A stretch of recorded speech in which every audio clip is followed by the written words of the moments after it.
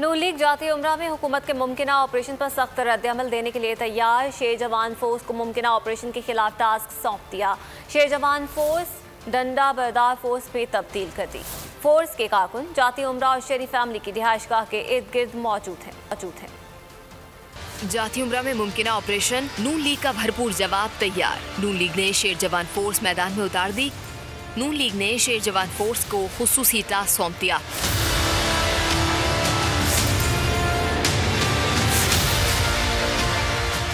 ज़राए के मुताबिक लाहौर के हर सूबाई हल्के से 200 जवान इस फोर्स में रखे गए हैं। फोर्स में MSF और नून लीग यूथ विंग और दीगर ज़िली तंजीमों के नौजवानों को शामिल किया गया है। ज़राए का कहना है कि नून लीगी क़यादत की मुतवक्का गिरफ्तारियों पर मुज़ाहमत के लिए तैयार की गई इस फोर्स को 4 ऑन कॉल का नाम भी दिया गया है। लाहौर में 6000 कारकुन हर वक्त ऑन कॉल मौजूद होते हैं।